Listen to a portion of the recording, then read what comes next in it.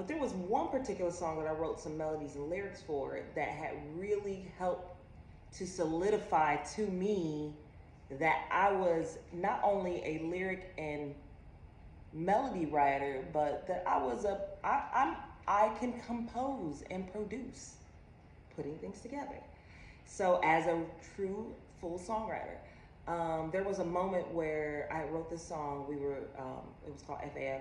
Wrote the melodies and the lyrics, and even though I still wasn't that confident, but I still wrote it. And the drummer had come up with the drums, and I remember saying out loud, like, just to Charles, I was like, I don't know if I like those drums. Like, that's not how I heard it. And he was like, how do you want the drums to sound? I'm like, wow, anybody ever asked me that question? Thank you. And I knew how I wanted them to sound. In fact, I had them use a song muse. The song muse was Beyonce's Blows, this old R&B cut that she did. And yeah, I took that song, I listened to those drums.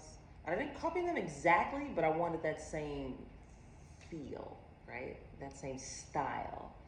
And it was like a slow disco style. So Charles showed me how to program the drums in Pro Logic, and he showed me how to use Pro Logic that day and that week. And I laid them down, and he ended up laying down the synth, and then I ended up saying, ooh, that's a good idea, but why don't you edit it so it does this? It was like these little tweaks, right? He was giving me ideas by his ideas, right?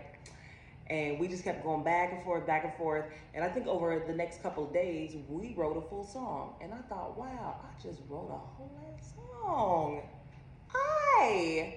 The person that thought that she couldn't write a song, I wrote a song. So it was that day that I had gained some confidence and decided, you know what? I got some good ideas. I'm a songwriter.